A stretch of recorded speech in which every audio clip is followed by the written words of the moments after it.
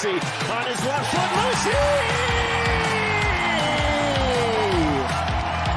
A wad from outside the arc atop the box. Being played as Reed had to work for that one now.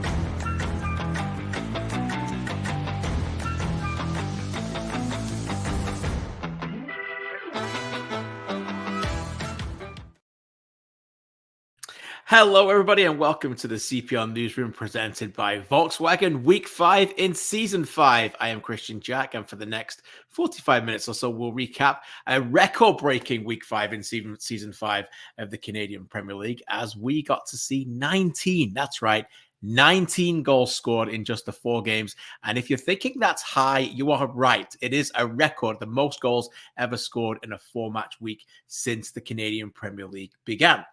The look at the results over the weekend, if you missed any of them, it started on Saturday in Hamilton, and we had some glorious weather across this wonderful country that certainly helped as well. Forge were on the right side of a 5-goal thriller as they beat Valor by 3-2. Jordan Hamilton, Kyle Becker, and Kwesi Poku, the goal scorers for the Hammers, and Kian Williams and Abdu Samaki responded for a very good, resilient Winnipeg-based team. We'll get into that later. Another 4-goal thriller in Calgary as Cavalry through Ali Musi and Amaya Bevan penalty goals sandwiched Theo Colomb and Zach Fernandez's goals. So Cavalry and Halifax drew 2-2. Talking of 5, wow. It was a 5-star performance by Atletico Ottawa as they won 5-0 at Vancouver. Goals from Ollie Bassett, Samuel Salter, Noah Verhoeven, Zach Verhoeven, and Zachary Bahus. And then Pacific FC continued their impressive run. In fact, they became the first CPL team ever to win back-to-back games by 4-1. This time they did it against York United. Emir Didic, Manny Aparicio, David Brazo, and Easton Ongaro. Kevin Dos Santos responded from a corner for York United. For the second successive week, we start our newsroom show in Langley, BC, but very different reason than the week previous. A week is a long time in football, and so it proved for expansion side Vancouver Football Club. The story here, though, was Atletico Ottawa finally awakening from their early season slump. Let's bring in our very own Mitchell Tierney, our correspondent on this one. Mitch, you've watched this team really closely a lot this season, Atletico. There were some signs. I was there at the semifinal. Both of us were, where they got beat on penalties by Forge. Some of the players were disappointed to lose, but there were signs of improvement. But I don't think anyone saw this coming. Let's get into it. Let's play the highlights for those watching live on YouTube. Overall, what number out of 10 would you give this one in terms of its compelling factor, and why? What did you like about it? I'll give it a massive 8 out of 10. I think this was probably the most one-sided match we've seen from any side this season. And, you know, obviously, like we said, Atletico Ottawa looking for their first win of the season. How about a club record 5-0 victory to, you know, build up some positive momentum for the 2022 regular season champs. You know, just an excellent performance from start to finish. You get that opening goal at long last if you're Ottawa, but then they don't sit back. They push forward, get another and another and another and another. I think I got all the anothers in there. Just about, yeah, just about. But yeah, and then obviously on a Vancouver side of things, after the highs of the home opener, maybe really brought back down to earth in this one, and second best in just about everything on Saturday. So a lesson for them, but you know, a lesson well taught by an Ottawa side who just looked so rejuvenated. Yeah, they were very, very good in this game. It started early. A reminder, put your questions in the chat. If you're watching us live, we'll get to these. Otto from Ottawa says, huge goal for Sam Salter for Atletico will do wonders for his confidence.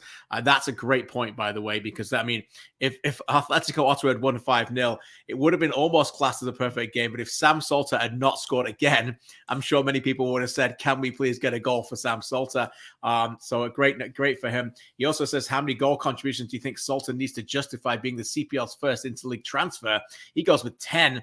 I don't think there's a real number. I just think he needs to just continue continue to be the player that he is. Let's get into this, though. The fact that he's got the goal now helped.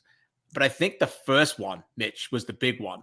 Bassett scored a goal very similar to a goal he scored last year at Tim Hortons Field, where he goes near post and blasts it at that on that right-hand side.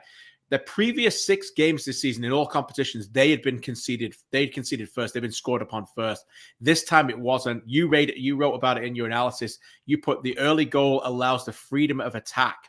What worked well for this team to allow them to settle after Bassett's early goal? Yeah, I think it was both the mental and stylistic freedom that it gave them. Obviously, we've seen moments in basically every match they've played where they've been on the front foot and in possession, have looked quite good and creating chances, but that's always come after they're down 1, sometimes 2, 3 goals. So then it's almost expected the other team can sit a little bit further back and there's not that same space. So I thought that obviously went well for them. Yeah. One of the things was Gottby talked kind of pre-match about how he wanted his team to really be on the front foot. And maybe, that's another thing that benefits Ottawa on the road is the home team's always looking to, be the protagonist of the match so they can build on that. I do think one thing that helped them was the Gabby Bitar injury, and they had to keep him off the field a little bit. So they're able to, after that goal, play 11 versus 10 for a little bit. And that just allowed them to control possession. But from there, just excellent, the tempo that they're able to keep up. And another thing is able to finally get Ollie Bassett in such good positions on the field. They haven't been able to do that quite this season. The midfield balance maybe has been a little off at times. So that was important. And one final thing, they're wide forwards. They were able to get them inside. They created overloads in the middle. You really see that on the first goal, on the way to Santos kind of tucks in and plays the 1-2 with Bassett. They did that really well. So that kind of dragged out the Vancouver defenders, gave Salter some position. And so a lot to like about Ottawa's performance. A lot to like about it. Their first win, also their first clean sheet in the league. That was certainly on their mind of their boss, Carlos Gonzalez. Now, for me, it's more important the clean sheet than the 5-0, than the 5 goals. I think that we should build from that consistency in defense without conceding and being solid. I think that this is the key point for a team that wants to fight for big things. If we are not consistent, if we are not solid, if we don't defend well, it's going to be tough. Mitch, time for our usual segment, a list of the greats who stood out above the rest. And did you include any defenders in there, considering Carlos was delighted with the lack of chances given up by his team?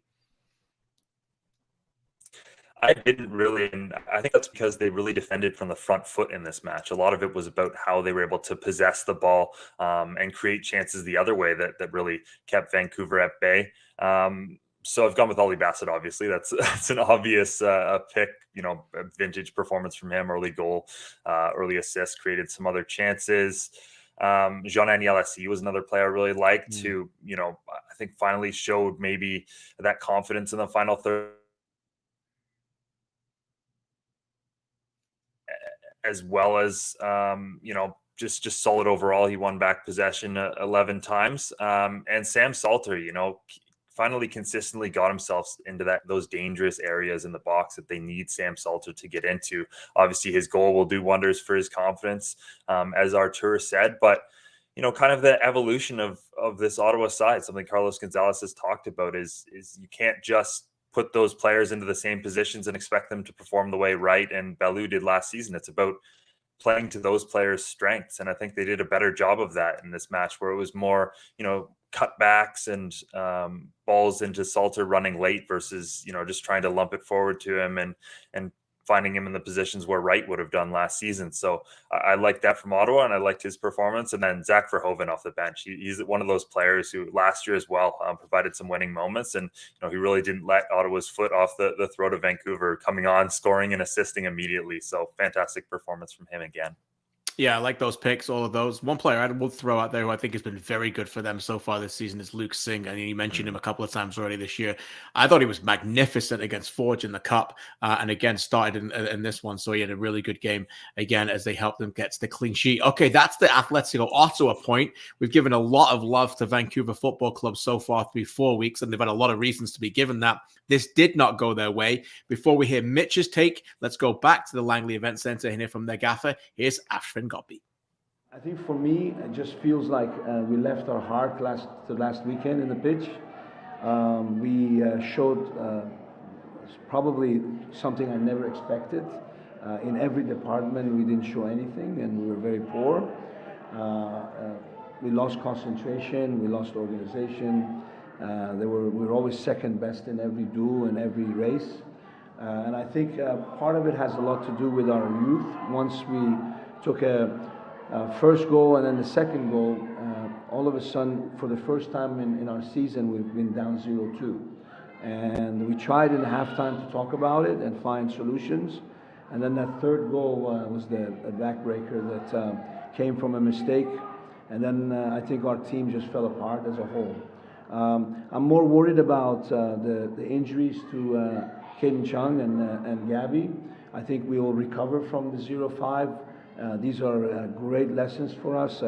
I even remember Man United this year losing big, and I know Liverpool many times, and some big clubs sometimes have games like that. It was one of those days everything they hit went in the goal, and everything we did was wrong. So I'm confident that we can recover and have a good week of session training and come back a different team. As usual, he found the right words at the right moment. We left our heart on the pitch from last week. Mitch, you can never replicate the moment that you start the first ever franchise at home, the atmosphere, the 6,000 fans. And I guess in many ways, the schedule could have been kind of them to send them away and then bring them back. But having back-to-back games to them scoring, Ottawa scoring so early, losing key players to suspension and injury, throw it all in the pot. And in the end, it wasn't a great day. Was it a fair assessment from Ashvin? Yeah, and I like that he didn't pull any punches. I like that he, like you mentioned, he could have made more of those excuses. He could have said, we didn't have Rocco Romeo today. Gabby Bitar gets injured early, but this is a side that really holds itself to those high standards, despite being an expansion side. And I like that from him. He also apologized to the fans for the way the team performed on the match. Like he said, second best to everything, and that was true.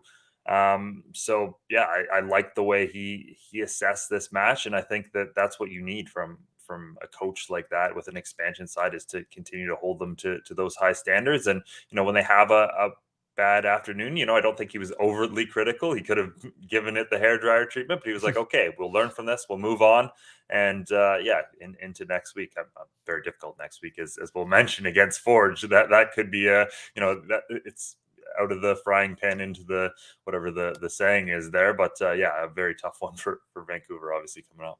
You have me stuck on the hairdryer comment, because the only hairdryer treatment Ashvin's getting is actually to his beautiful hair, which it looked like he went that week to the barbershop and had it all done nicely. So that's the only issue that we had there. I can't see Ashvin giving it to his players that way, but maybe we'll see that. You mentioned it. All right, fifth and final burning question for you on this. What's next for these two as we look ahead to next week, week 6 in the CPL?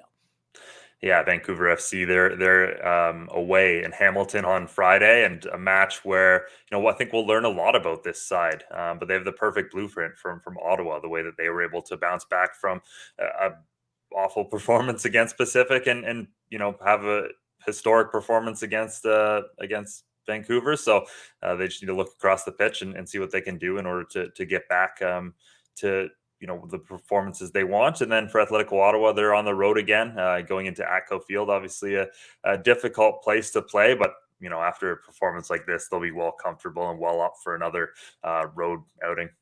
Yeah, and Atletico also have fond memories of playing at Atco Field and scoring a bunch of goals last year a couple of times. Thanks, Mitchell. We always appreciate it. Continue to read his fine work at campl.ca, and we'll chat with you next week. Next, we go to the aforementioned Tim Hortons Field and a clash between two teams that have already shared time at the top of the table. Forge of Hamilton against Valor of Winnipeg.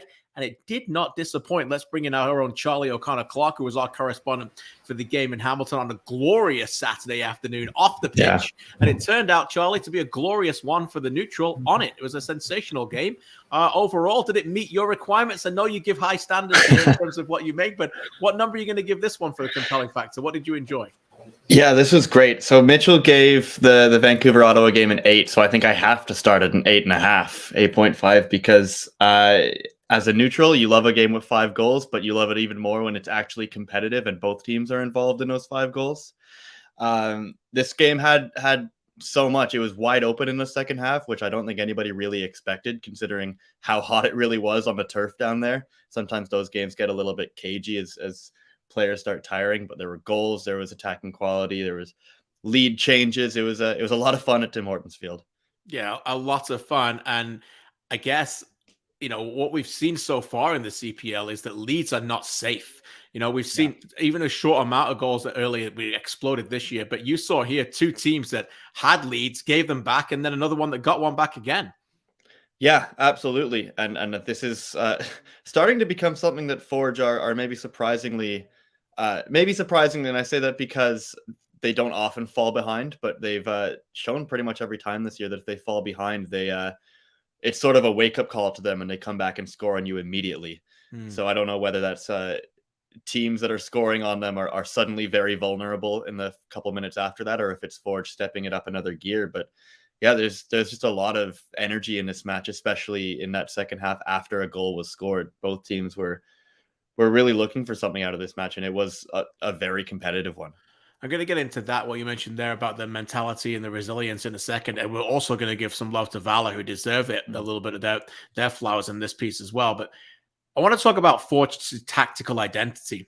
We'll probably be working on something on Campia.ca ahead of their semi-final next week against Montreal about this, but we've seen them live a lot lately. I know you have as well. This time you wrote about it in your analysis, attacking wide areas. They kind of targeted that the week prior with York, and they switched players over at different sides. But it's the same old Forge in terms of results. They're unbeaten in 7 to start the season, but it almost seems very different narrative in terms of the way they're getting that success. Is that fair? Yeah, I think so. I think tactically this year, maybe more than other years in just regular league games, we're seeing Forge maybe adapt and change a little bit more frequently in games, depending on the situation of the match and the opponent. Their wins at Pacific and at York, we'd see them score in the first half and then maybe conserve a little bit more energy, sit a little bit further back at times, and just really, as Bobby Smirniotis would say, dominate defensively, dominate off the ball. This game, they had clearly identified something they felt like that they could exploit in Valor, and that was Valor's fullbacks. Valor obviously have a lot of attacking quality at the fullback position. Matteo Debrienne, we know how good a player he is going forward, but I think maybe Forge felt that they could get in behind him when he did get forward, and that's pretty much how I think all three of their goals had roots in that sort of right space. Right, where it'd be either Resort Rama cutting inside and playing a pass back out wide, or he'd be, sending the pass in and then running around Debrienne for the other quick pass, and they'd just be moving the ball very quickly into those areas right behind the fullback, and then they could send in that cross, and they'd find the goal scorer in the box, which again, not easy to get open in the box as Forge so often are able to do. But yeah, it's impressive to see how Forge kind of adapt and maybe we'll have different little tactical tweaks, little tricks even in their tactical game plan in every match of specific things that they think that they can do against an opponent. And it's fascinating to see something that I think you can only really do if you're a team like Forge, where the players are already so familiar with each other and so familiar with the base tactical identity. They can start to expand it and build upon certain aspects of it. Yeah, definitely. I mean, Tristan Borges, I feel like, has played in 3 or 4 different positions already this season. Yeah. We've had, you've had Pacius and Campbell shift one side to the left, one through the middle different times.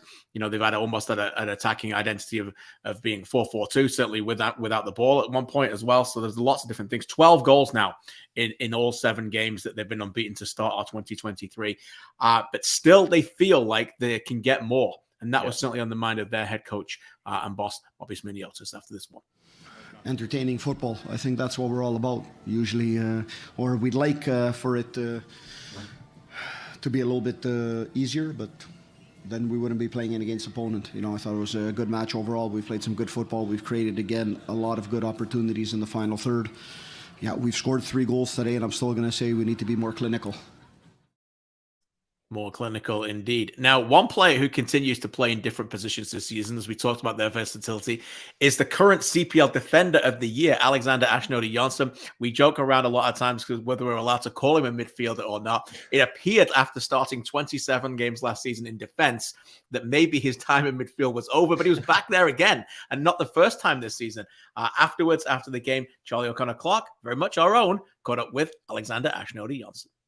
Post-game reaction brought to you by Allstate. Charlie O'Connor-Clark joined here on the pitch by Alex Ashnodi Johnson. Forge beating Valor 3-2. It was a pretty tough game for you guys, though. Tell me about it. Yeah, no, I think we knew it was going to be tough going into it. We know that Valor plays with a lot of energy and a high press, so it was about playing quick and beating that. In the end, we win with 3-2. I'm going to have to watch the game back to see really what we could have done better, but I'm sure we got a higher level than this. It's not the first time this season that you guys have fallen behind and come back and scored almost immediately. And you did it against Cavalry here as well. Just tell me about what it says about your team that you're able to score so quickly. I think, like you say, this year compared to last year when we go down, it doesn't affect us psychologically the same. We have patience and trust in what we do, and you can see that it pays off. This is the third game in the league we come back from being down. So yeah. No, I think we got that patience we didn't really have last year, and we just got trust in our game. Still obviously undefeated in the league so far. I think Bobby would say it's your best start in the CPL so far through 5 years. You guys have to be pretty happy with how things are going right now.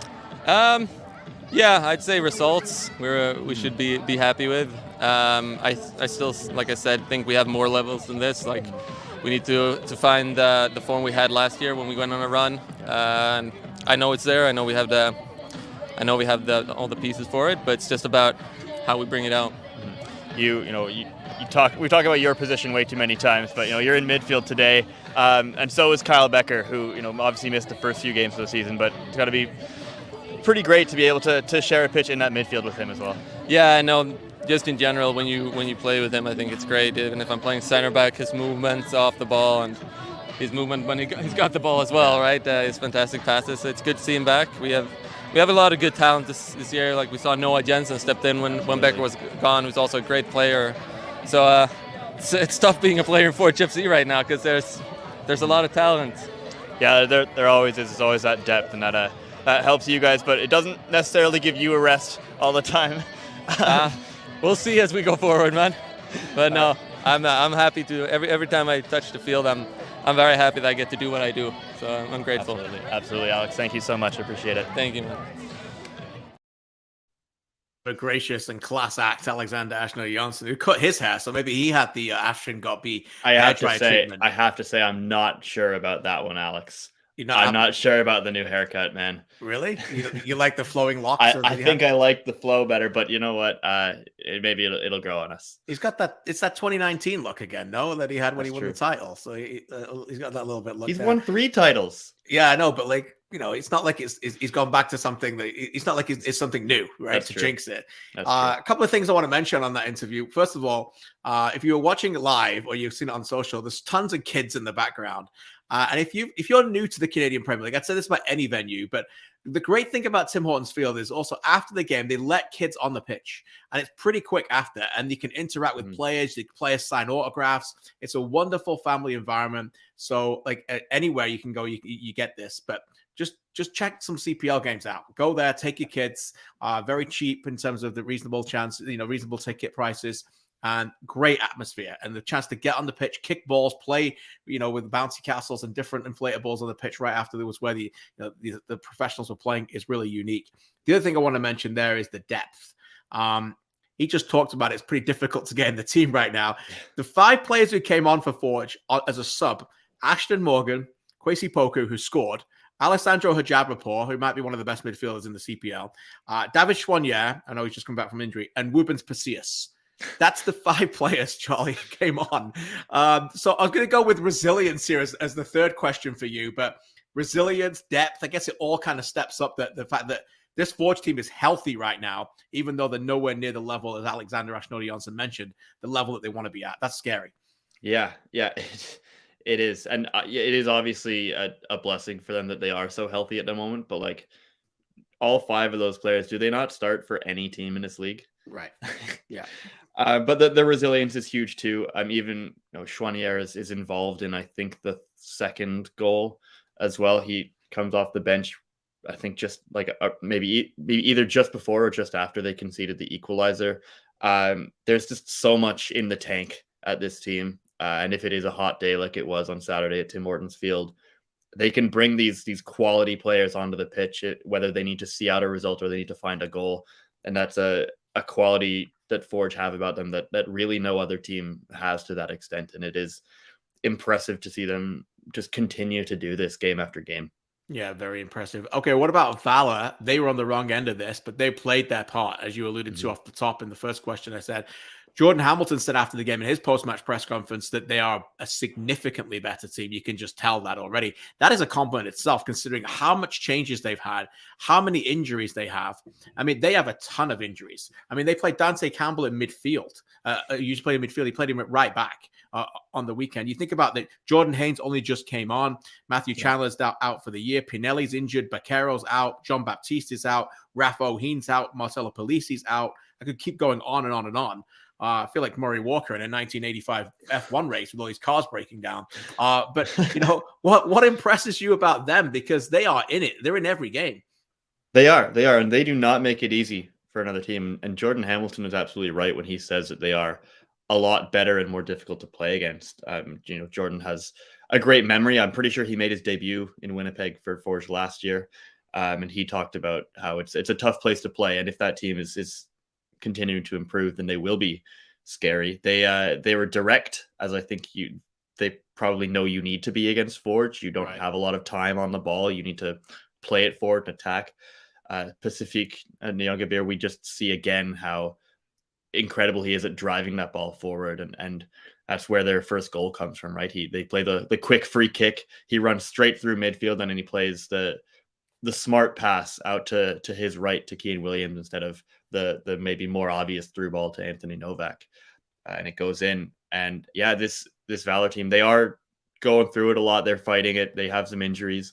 I think they have like 7 players who've started every league match for them at the moment. So there's not necessarily that same element of being able to rotate the squad or give players a bit of a rest. There's not, they're quality players on the bench.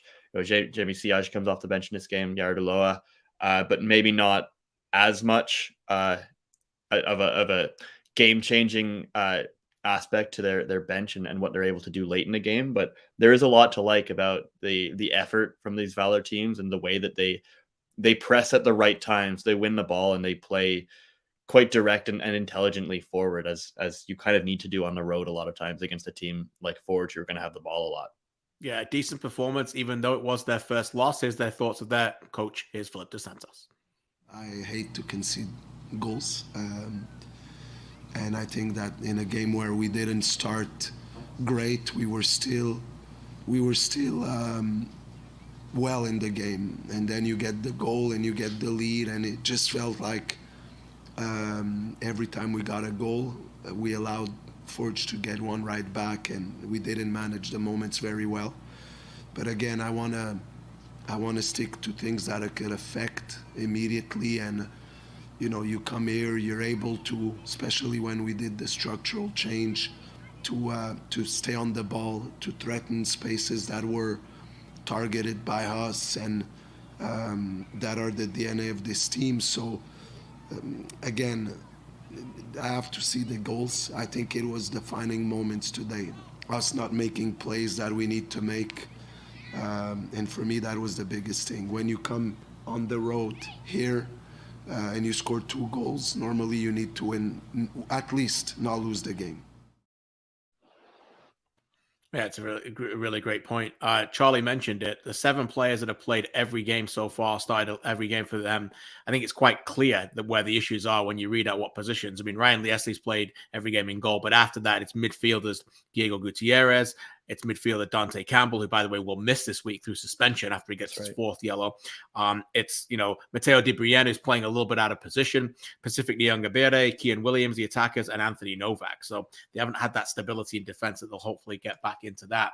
We mentioned Campbell suspended for this weekend. We heard Mitchell talk a little bit about Vancouver's trip to Forge. So what is it that you're looking forward to with these two teams ahead of what's coming up for week 6 in the CPL for these two, Charlie? Yeah, as you mentioned, obviously Forge hosting Vancouver for the first time. It will be an interesting test for them and probably a challenge that Bobby will relish. He loves facing a new opponent. I think sometimes he gets bored playing the same teams over and over. But they also, I believe, have another game in the midweek that they might be thinking about as well when they go to Montreal. But Valor it's also a really, really big test for them, a difficult week because they have to host Pacific, who, as I'm sure you're going to get to, are flying at the moment. And that is not an easy game. So it will be a challenge for Phil DeSantis to try and set his team up in a way that they can maybe find an answer to that high-flying Pacific attack that, York and Atletico Ottawa maybe didn't have in those games. So there's plenty of evidence now. So we'll see if they can do better than that. Yeah, that should be a great tilt as well. Looking forward to doing that on One Soccer this weekend. All right, Charlie, we thank you. And as usual, catch Charlie's fine work at campl.ca. We'll chat with you next week. A reminder, CPL Predictor is back, brought to you by our friends at TonyBet. campl.ca/predictor is where you can choose the correct scores. You could win up to $20,000 tickets to games. It's all there on the site. Next, we move on to Calgary, Alberta for a clash against two teams that heading in had not won and had not lost. The only teams actually in CPL history to start a season with 4 draws and no wins and no losses. And you know what? That record carried on. Benedict Rhodes, let's bring him in. He was on that game for us. A record that continued in an entertaining fashion, Benny, as it ended 2-2. Overall, what number out of 10 would you give this contest in terms of its compelling factor? And why? What did you like about this one? I'll give it a 7. I think it was interesting, 4 goals. Halifax did very well to come back late in the first half. And Ali Musi, as you're watching on YouTube, just scored a fantastic goal, and he was fantastic in this game as he usually is.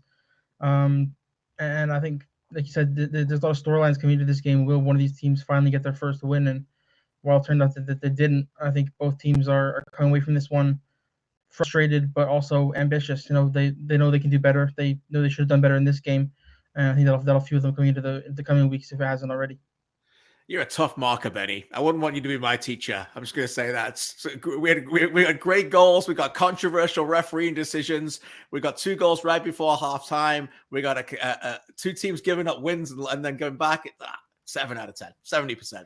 I love you for it, but that's a tough marker. I thought it's a tremendous game. In the end, though, as we said, a little bit of we'll get into this. It is a definite controversial decision that allowed Calgary to get back into this game as Maya Bevan of Cavalry scored from the penalty spot after Kyle Lockery was adjudged to be given a handball there. In the end, Bevan steps up and he's had a terrific start to the season, Betty. That's crucial for Cavalry that Bevan's flying. Yeah, absolutely. He was their main man for a lot of last year. I think he played something like 13 games last year and finished second or third in the team in goals. So when he does play, he's fantastic, and as he's shown to start this season so far, he's played 5 or 6 games and scored 3 goals already, top of the Golden Boot race. So he's absolutely crucial to how they play, and Cavalry needs that consistent goal scorer, something that they've lacked in the past, and he's been that so far this season. All right, let's get into this in terms of the two teams. Cavalry opened the scoring. Should have been up 2-0 on a stonewall penalty that was fouled up by Mickey Cantave in the box. And the game's probably going to be very difficult to come back at that point for Halifax if they don't. Halifax do get away with that. They don't get the penalty against them. They score 2 goals right before halftime. Then they concede a soft penalty for themselves. So who, in your opinion, was the team who felt hard done by the most? Who should have won?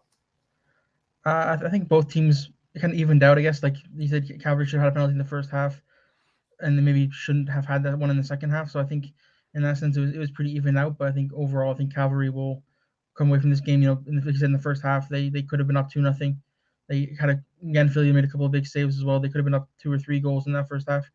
I think they'll be more disappointed with dropping a point dropping 2 points rather than Halifax will. So I say Cavalry. Yeah, I think you're probably right. Certainly being at home as well, and then the ability to be up 2-0 in a game that they could have, probably gone on to win. With their home record, you'd expect them to win that. All right, with that, let's go back to Atco Field and hear from the Cavalry boss. Here's Tommy Wilden Jr. on the fact that his team have got 5 draws, and he's pretty much, I think, fair assessment on what was another decent performance. Yeah, I think we were joking. I think we've got between us more ties than I got in my wardrobe. So I think he's a terrific man. And do you know what I like to see about Patrice is he's one of the good guys in football and he's deserving of his opportunity. And I like to see that. He's worked hard in the youth level. He's worked hard at the college level. He's worked on in the League One level. And he's given, and fair play to Halifax, they're given that a chance because, we're all learning the game. We're all given chances in the Pro League. So they've invested in him and, he's trying to build something there. They're a good side with tactically some good nuances, and I thought it was a good battle in there. But called it a good battle. I think that was pretty fair. As usual, Tommy, always fair in the sporting way to his compatriot there, Patrice Geyser. Let's hear from him, a Halifax boss who's now unbeaten in his first 5 CPL games. I thought it was a game of different tales. They produced a lot of opportunities at the beginning. Then we really took the game back. And where it was heading to, hopefully, for our first win. Obviously, unforeseen circumstances happen, which is out of our control, and Calgary, and it happened, but it's part of the game. And, for me, we're undefeated. I'm sure Calgary feels the exact same. We're undefeated. A couple of other bounces, it would have been different. So, for me, it's a tough question to answer. I'm going to politically say it's a step in the right direction. In the right direction. He keeps saying that each week. You feel like they're moving to something bigger. We'll get into them in a second. I want to talk about Cavalry though, Benny, because I think this is a bigger story at the moment. No disrespect to Halifax, they will get their time, and I think they are building. But Cavalry is, significant super heavyweight, challenger every time in the Canadian Premier League. It's not started great for them. Let's get into why. Last season, from winning positions, they were 14 wins, 2 draws, and 1 loss. They get into winning positions for the most part. They won the game, just dropped 7 points from winning positions. This year, they've already dropped 10 points from winning positions. They've led in every game. All 5 games they've led, all 5 games they've dropped the lead, and all 5 games they've drawn. Is that a positive to you that they've got them in the winning positions, or is it a concern? Is it a negative? I think overall, I think it's a negative. You said they haven't historically been dropping points from winning positions, but I think when you look at some of these games this season where they've taken the lead, like they've taken the lead in Hamilton, they've taken the lead at Starlight Stadium, I think those are positives. But when you're at home and you're playing Halifax and you're playing Valor, teams who, your fans and your team are expecting to beat, I think that's probably a negative when in the grand scheme of things, when especially in the first half, there's seconds left in that first half and they conceded 2 goals to go down and they were up 1-0. So I think it's just something that we've seen with Halifax this season as well is just that ability to just close out halves and sort of keep your composure, I guess, in the big moments. Yeah, they're missing big players, Cavalry, too. Shamit Showman midfield, I thought was great to start the season. Callum Montgomery, I think it sounds like maybe 4 weeks at least with him. So we'll see. They need to get back. Montgomery's key. They're giving up presents as goals. So far too many goals to give away, which is unlike them. But they are getting in the positions to win games, and I think that is certainly something that they'll be feeling very confident about. They're just got to get that win. Here is Maya Bevan after the game. We talked about him earlier and what it was like to step up in a crucial moment to get that goal that allowed them to get the draw. I mean, it's always tough, the boys, they come and give me all sorts before I'm about to take the pin, but I just had to keep composure. I practiced that quite a lot, so I just had to go back to the training park and, happy at winning, and then hope we could go again after that, but it was what it was. It was what it was, but he was able to finish it. And if he stays healthy, as we alluded to earlier, particularly without Joe Mason and Camargo really not getting going yet in that number 10 position, if he can keep getting goals and banging them in at a rate, Cavalry certainly will climb up the standings. Let's talk about Halifax. Impressive again, resilient again. We use those words almost every week, finding a way to get points. Is it early or too soon, Benny, to start thinking this is a real serious playoff contender? I think they're a contender. I think they've shown that they have the ability to go toe-to-toe with some of the best teams in this league, and I think the next step for them is they keep saying it's a step in the right direction. Now they need to show it. They need to get that first win. They have a big chance to do that this weekend, I think, at home against a struggling York United team, and I think they need to stop saying that they're taking that next step and actually make that next step and get that first victory and start sort of moving up the standings.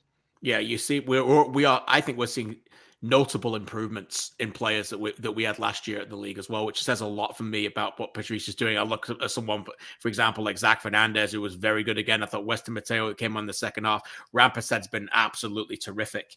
There's lots of examples of good players there. I felt for Kel Lockery as well with that decision. It's nice to see Companion there. And another player who's been playing well is Mohamed Omar. Here's his thoughts after this game. Yeah, I mean, I think it's massive. Anytime you get to play in front of your home fans, it's a really special feeling. And, you know, it's no secret that our fans in Halifax are unlike any other fan base in this league. And we're so proud and unbelievably privileged to play in front of them as many times as we do. So we'll just be looking forward to Saturday now when we welcome another opposition side to the grounds. And, you know, we know our fan base is going to be rocking behind us. And now it's just up to us to go out and put in another performance. And, you know, this time, hopefully we can secure a better result. We play that clip because Omar is looking ahead already to York United. Final question for you, Benny. What's on tap for both these two teams, and what do you expect to see out of these two teams next week in week 6? Yeah, Halifax are at home against York United. That's the 20th match of the week. That'll be an exciting one, back in front of their home fans who always propel them to better things. York are a team that are struggling a little bit at the moment. They'll be keen to show up for this game and get a big point on the road as well. So that'll be an exciting one there. And then in Calgary hosting Atletico Ottawa at Atletico Field. That's a game that, you know, last season I think Ottawa won 3-0 both times they visited Atletico Field. So they'll be keen to repeat that after a big week that they had. And Cavalry will be looking to prevent that from happening and pick up that first win of the season in front of their home fans as well. Should be fantastic. Certainly a great way to end week 6 with Cavalry taking on Atletico Ottawa. Benny, you'll be all over the games as usual. We appreciate you. Campia.ca is where you can catch Benny, and we'll chat with you next week. We continue here on the newsroom presented by Volkswagen for the 4th game out of 4. And trust me, we didn't leave the worst to last. It was another standout performance from Pacific FC as they dismantled York United with winning another game by 4-1. Let's bring in our West Coast correspondent, Alex Gangaruzik, on this one. We've been asking the numbers for the overall compelling factor in a game. I'm expecting a high one from you on this. I know you appreciate good attacking football. Alex, what did you like about this one? What number did you go with? Yeah, I'm going to go 8 because, yeah, you got it right. I love goals. I'm an attacker at heart, and I think I'd done the math heading into this week. The 4 games I covered only had 5 goals, so we matched the total today. You were due. I was due an offensive explosion. So, yeah, honestly, it was a very interesting matchup. I mean, Pacific, the way they're playing right now, it doesn't get much better. Just free-flowing, high-flying. The depth, everyone they've got is contributing across the board. And you know, on the other side, I thought York did very well in the second half to make a game of it. At halftime, it felt like it was already game over. It's 2-0 the way Pacific were playing. And then York scores this goal, and all of a sudden they were the better team for 10, 20, 25 minutes. Emil Gazdov here maybe wanted a goal he wanted back, but then he bounced back, made some huge saves, and then Pacific's attacking depth. Basically, they switched their entire front line and then get a couple goals from attackers that started the game on the bench, and that allows them to get a back-to-back 4-1 victories as they vaulted up from the bottom of the goal-scoring standings all the way to the top now. Yeah, as you alluded to off the top of the show, though, they're right to the top now because they became the first CPL team to win back-to-back games by 4-1. We'll get to York. I felt for them a little bit. The scoreline maybe flattered Pacific, but it also speaks to York's issues in scoring goals. We'll get to them in a second. And also what is becoming a real good team performance by Pacific. But before we talk about the collective, let's talk about the individuals. Time for the list of your greats. Who stood out for you? Yeah, I think for Pacific, there was a few. I mean, when you have that many goals, that many, attacking performances, it stands out. For me, though, the one who kind of orchestrated it all, and I think, again, we touched upon it a few weeks ago, it was Sean Young again. He's just, in midfield, his game continues to mature. It continues to grow. I think it's telling that he had 2 assists quietly, but, James Merriman took off Manny Aparicio. I think it was around the 60th, 70th minute. We don't see that very often. Obviously, Manny Aparicio played in midweek. You want to give him a rest after he played last week as well. But that speaks to the confidence that Sean Young was able to step into that attacking mid-roll, grabs an assist by the end of the game, and was just, I think he finished with 4 key passes, a couple of shots. Like, he's just everywhere in the final third. And you look at his physical skills and the way he's kind of combined it with his technical skills. He's been hard to stop when he gets going. And otherwise on Pacific, I think you kind of have to give love to their entire back line, just because quietly, despite, they've conceded 4 goals, I think they lead the XG against chart by a good amount. And that's, a credit to their back four. And I think a guy I'd highlight there is George Mukumbilwa, because I think the way he stepped in and has won that spot after Bradley Vliet picked up that early injury. And now that Vliet's back, I think it's Mukumbilwa's spot to lose. And I think credit has to be done. He's a right footer playing on the left side, does not look out of place. He can dribble forward. He can defend 1v1. And I think that's been a huge plus for Pacific. On York side, I think you do have to give credit to Kevin DeSantos. I think he was, just always dangerous going up against Kunle Dadaluke. That's a tough matchup, and he arguably got the better of it for most of the match, had some good chances, and, scored the Olympico, which is always a nice touch for a winger. So on York side, I think DeSantos looks to be someone where if you're going to solve those goal-scoring woes, I think he's going to be someone that helps. Yeah, some good picks there, as usual, from you, AGR. And Young, it was fascinating to see his development, that at large parts of the game, he was playing more advanced than Manny Aparicio, that they trust him to lead that press, and they trust him. A big part of his goals this season was to get more goals and also assists, to be involved in the final third, and he's certainly evolving with that one. Yet, despite scoring lots of goals as a team, as a coach, you always want more. So here's the thoughts of James Merriman after this one. I think very good goals, well-taken goals.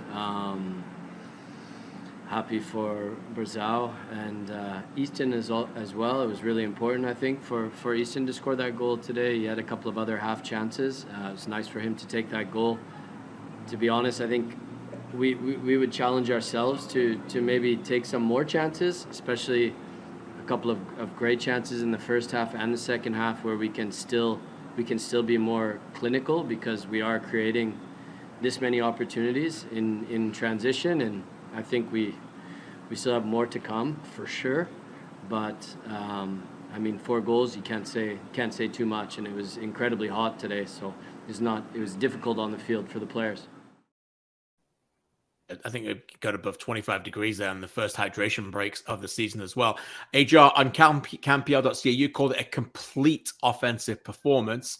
Hard to argue with that, by the way. So hit or miss, are Pacific the most comfortable, comfortably playing the most free-flowing football right now in the CPL? I'd have to say so. I think you just have to look at all 4 goals they scored. I think that was the biggest thing to me, is that they were all goals straight off the training pitch, so to say. They were controllable. There wasn't any hint of luck. The first goal, just a well-worked set piece, dime on Amir Dedic's head. That's what he does. You look at the second goal, it's back to front, right? That, I think of that 1-2 between Mukumbilwa and Mane. Mukumbilwa breaks the line. Adenijeri gets cleaned out, but he sacrifices his body to, draw in the center back. All of a sudden, Young plays Aparicio. Boom, it's right off the training ground. You look at the third goal, the way they, just played and played. Then all of a sudden, DeGennaro Daniels looks up, shapes for a shot, slides it into the pocket for Brazil. And, the last one as well, it was a great 1-2. Young gets in the box, head up, finds Ongaro. You have to just look at those goals. They're all team goals. They're all goals where there wasn't a hint of deflection or anything of that like. And I think you're looking around the league, there's just hasn't been teams that have been able to put together some of those sorts of goals where you can see that Pacific, they're starting to get the chemistry. And I think another huge thing as well is that they've just quietly been able to rotate their front line and adjust to opponents. I think the fact that we've seen a lot of Ongaro to begin games, and maybe it wasn't working, so they go Adenijah Reed up front, a little more false nine. He drops in, he draws players in. They start with Mane and Hurd on the wings, and then casually by the end of the game, you got the entire new front line, right? It was Brazil, Daniels, Ongaro, and Daniels gets an assist, Ongaro gets a goal, Brazil gets a goal. It's a completely different front line. That's tough to defend because you're getting different profiles, you're getting different players, and it's all just clicking right now for Pacific. There's a lot of things in sport that you can debate, and there's very few things that you can say that is absolute fact. One thing that I think we can say is absolute fact is over the last few years, the deepest, most talented squad in the CPL has been Forge. Every year. Atletico Ottawa won the regular season. Fine, you were a better team during the regular season. You deserved it. Deepest squad? No. Absolute fact. And Forge have always had the deepest squad. We talked earlier on in the show about their substitutes and bringing on the likes of Chouanier and Ajabrapor and Pobku and Pasillas. That squad is incredibly deep again. But if any team can go and challenge them, it's this team because of how deep they are. Adonijah Reed was terrific again. And then what do? You bring on Ongaro. He gets the goal. Stephen Yates comes on, a terrific midfielder in a very good midfield. He's battling for playing time. Pierre Lamart's not even played yet. They've got a lot of depth there. You talked about it, McCumberland, and the likes of Vliet battling on the fullbacks. If they can get their goalkeeper on form and sorted out, then maybe they can be a challenger. But they're really, really impressive right now with their depth. It's exciting, really exciting. That second goal that Aparicio scored, one of the best team goals you're going to see all year, no doubt about it. What about York? Before we hear from you, I think we should hear from Martin Nash because I think he puts it pretty well as well. Let's go back to Starlight Stadium and hear from the visiting gaffer. Here's Martin Nash of York United. I think in both games, in some ways, when we're pushing forward, we're going with reckless abandon instead of making sure we're doing the same things when we go forward to keep numbers behind the ball so we don't get caught out. So it's something we'll have to reiterate. And we did well for most of the game, but we didn't protect against the counter late in the game, and guys were out of position. And there's a few things I'd like to see the goals back again. But at the end of the day, it wasn't good enough. Martin Nash, pretty honest as usual. He talked there about the conceding of goals, but I think the issue is that they can't score goals, particularly when they have their moments in the game. You alluded to it at the start of the second half, they were very good. I think their XG is now over 6.5. They've got 3 goals this season. Is that their biggest concern? Obviously, the injuries as well, AGR? It has to be. I think the big thing is you look through 5 games, 0 goals for Brian Wright and Azazi Di Rosario. And I think I saw this stat yesterday and almost fell out of my chair when I saw it. I think between the combined 2 of them, I think it's 9 big chances they've missed this year. Wow. It's something like that. It's obscene. I don't think anyone else in the league's missed more than 2 or something like that. It was, ridiculous. And I think that's a huge, problem just in a sense because you look at the injuries to the back line. It's not been easy for them back there. You're out constantly. You've seen Paris G in there. Brett Sumaro, maybe not his natural position. Roger Thompson came back, but, ended up getting an injury right away. It's been tough for their back line. And I think one way to alleviate pressure on a makeshift back line is to score goals, to be on the front foot. And, York has been on the front foot in games, but then when you don't score a goal, it kind of gets to your head, are we going to score? Are we going to score? All of a sudden you have one in the back of your net and it can snowball, right, in a game like this. And, I think that's the big issue for them is just can you get those goals to alleviate some of that pressure on your team? And I think the big thing that also stood out when I was doing some research yesterday, in 5 games, they've only scored the first goal once. They won that game 1-0. Just shows how big of a difference it would be to get one in, to get the confidence. Because I think, you look in games, they've defended well for portions, but it just feels like when, that goal doesn't come, that pressure gets to them, and all of a sudden they crack like they did in this game. Yeah, their record over the last few years when Mo Babuli has not played for them, coming back from losing positions, is horrendous. When he has played for them, it's remarkable. That's just something to keep an eye on. One thing for them, though, is that they didn't start last season well, and then they got on a roll. And with 5 teams to get in the playoffs, that's still something that should be on their mind. And maybe that was on their mind of their captain and goalkeeper, Nico Giantsopoulos, after this one. It's got to be better, but it's still early in the season. It's not like we're giving up. We're still confident in the group you have. You're right. We've got a good team. We get guys right, and those little moments, if we take advantage of them later on in the season, score lines and points will be different. But obviously right now it's not happening. Yeah, Zazie Di Rosario, Brian Wright. Maybe they need Mo Babuli, who's apparently a couple of weeks away still, and Jeremy Gagnon-Lapare's played 1 game, right? Elijah Adakubi started 2 games. There's a lot of concerns to try and get those guys back on, but a full fit best 11, maybe they can certainly start challenging again. All right, last question, AGR. What's next for these 2, and how big is it next week for York United? Yeah, it's huge for both teams. I guess to start with York, it's a trip to Halifax. It's those Wanderers grounds. It's a tough away venue. I mean, on one side you got that. On the flip side, you got a Halifax team that hasn't won yet. So maybe this is a chance to get some points on the board and continue to frustrate Halifax. Either way, that's going to be a tough game. The way Halifax play, the free flowing nature, York will look to just get some points on the board because they need it. As for Pacific, it's a test with Valor, and I think that's going to be a fun one away because that's teams number 2 and number 3 in the league. It's a bit of a top of the table clash. It's Valor's been playing great. They're always great at home. But as someone pointed out yesterday, I think it was Oliver Platt on the broadcast, this Pacific team, maybe in past years, they loved playing on their narrow pitch at Starlight because of, they're just compact, they close down space. Now with the attacking talent they have, a trip to an IG field that's a bit wider, a bit more spacious. You want, some attackers like Brazao and, Reed and Salouf, who didn't even see the field in this game. That extra bit of, yard of space could end up helping them massively. So that's going to be a fun matchup there before, of course, Ferryside Derby against the Whitecaps looms at home in just, I think 9 days' time.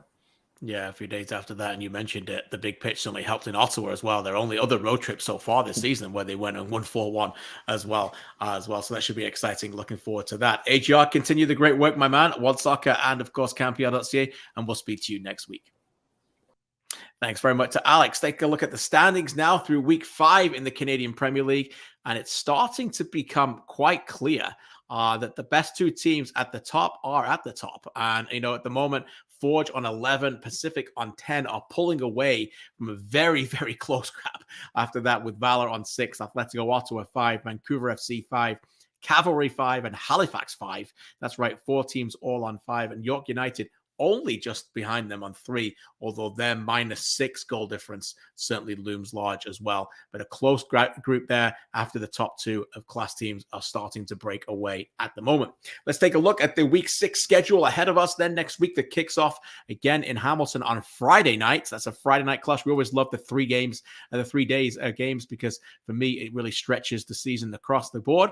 And Hamilton, Forge of Hamilton take on Vancouver Football Club live, of course, on One Soccer at 7 o'clock Eastern time on Friday. 2 back-to-back games. Halifax Wanderers take on York United in the Tony Bet match of the week, followed by Valor taking on Pacific. That's a Saturday doubleheader on One Soccer. That should be fun. I'll be joining Gareth Wheeler and Jordan Wilson for that one. And then on Sunday, a great way to finish at Atco Field, Spruce Meadows, as Cavalry take on Atletico Ottawa, 2 heavyweights in that one. Should be fantastic to watch that one as well.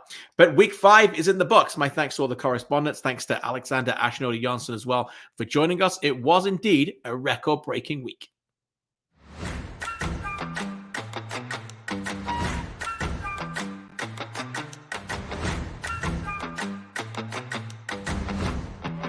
Moussi on his left foot. Moussi!